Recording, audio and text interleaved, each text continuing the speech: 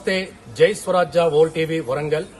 ప్రస్తుతం మనము నృత్యరవళి Kalakshetram certificate programme లో ఉన్నాము.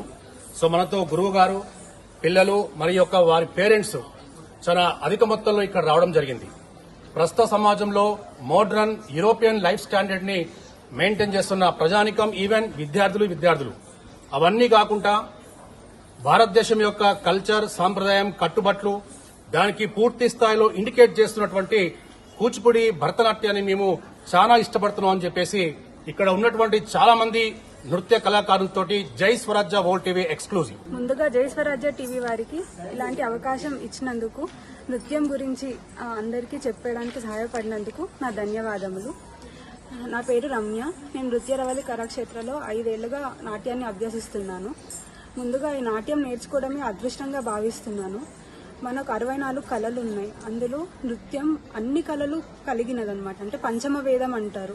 ఋగ్వేదం, సామవేదం, యజుర్వేదం, అధర్వణ వేదం అన్నిట్లో నుంచి కలిపి ఉన్నది నృత్యం. సో మనం నృత్యం నేర్చుకుంటే అన్ని కళలు నేర్చుకున్నట్టే అంటారు.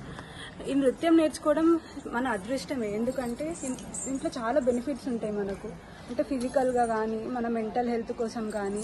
అవి కాకుండా డాన్స్ అనేది ఉత్తి కాళ్ళు చేతులు ఆడించడం, ఎక్స్ప్రెషన్స్ మాత్రమే కాదు. అదొక లైఫ్ స్టైల్. అంటే మన కట్టు బొట్టు, మన హావభావాలు ఈ డాన్స్ వల్ల అన్నీ మారుతాయి. ఒక మంచి క్యారెక్టర్ అనేది వస్తుంది, ఒక మంచి నడవడిక వస్తుంది.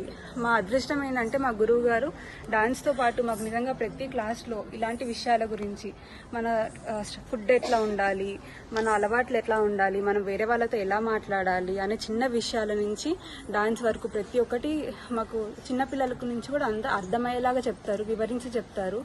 అందుకే గురువుగారి దగ్గర నేర్చుకోవడం చాలా అదృష్టంగా భావిస్తున్నాము. ఈ డాన్స్ నేర్చుకోవడం వల్ల నేను పర్సనల్గా చాలా బెనిఫిట్స్ పొందాను. అది ఫస్ట్ చదువు విషయంలో కానీ, కాన్సన్ట్రేషన్ పెరగడం, మంచి ర్యాంకులు సాధించడం, దాంట్లో ఇంకా ఫిజికల్గా కూడా చాలా ఫిట్ ఉండడానికి నాకు ఈ డాన్స్ హెల్ప్ అయింది. ఇంకా మా గురువు గారు ఈ కళ ముందు తరాలకు అందాలని చాలా కృషి చేస్తున్నారు. ఇప్పుడు అంతా కమర్షియల్ అయిపోయిన కాలంలో, వెస్ట్రన్ కల్చర్ అంతా వస్తున్న కాలంలో కూడా మా గురువు గారు ఈ కళను ముందు తరాలకు అందించాలని చెప్పి చాలా కృషి చేస్తున్నారు.